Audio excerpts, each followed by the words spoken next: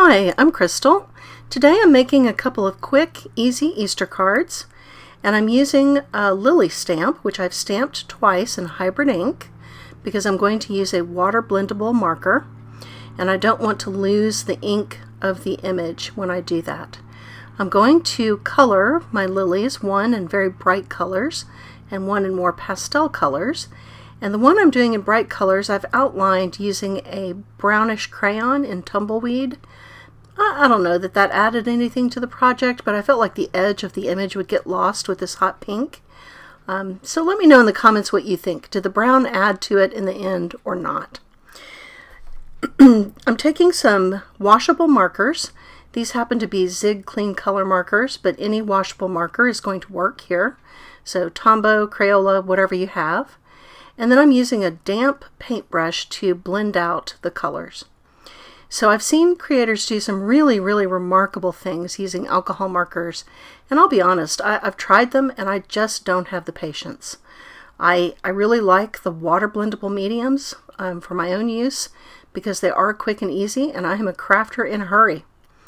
So if you've got some washable markers around, give them a try. I think that this is just so quick compared to the alcohol markers that you may like it.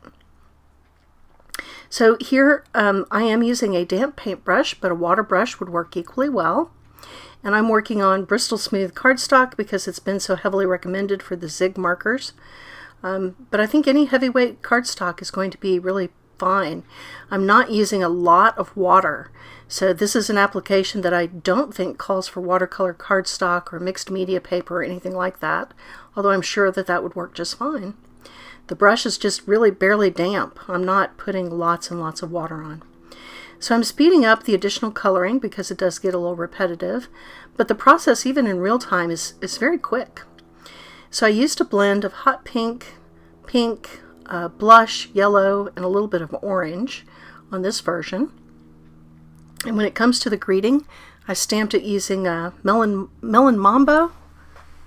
Yeah, Melon Mambo, which is still one of my favorite ink colors from Stampin' Up. I just love that kind of orangey, hot pink color. I'm putting a little darker color in the areas that I think should be shaded, and very quick. A little bit of green for my stems and leaves. Now, going on to the second one, I'm going to do a little bit more green here. I think I probably colored some things as petals in the first one that probably should have been buds. But I'm going to do this one mostly in yellow. So here, instead of blending a whole bunch of different colors of marker, I'm really using yellow and letting the white of the paper be a second color. And then I'm putting a little bit of blush in some of the spots where I think it should be shaded. So I think that this gave a really nice pastel effect without using, a bunch of different colors of marker. And these water-based markers just blend out so beautifully.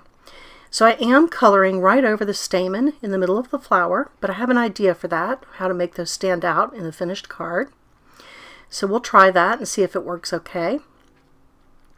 And once I've got all my yellow in and all my little bit of blush in, and make sure that I've filled out all my empty spots, we will take a look at how these turned out when they dried up. And you can see what you think about that brown crayon because I am very interested in your opinion. Okay, there's my bright one and my yellow one. Then I've stamped my greetings. And then I made them into cards. And for the stamens in the middle, I used a little bit of my Dollar Tree iridescent glitter glue. So you can see, I hope, where I've highlighted the center of each of those flowers using the glitter glue. And I think that was enough to kind of call out the center of the flower without spending a ton of time coloring each individual piece of pollen. So I hope you like this project, and I thank you for joining me today. I hope you have a wonderful week.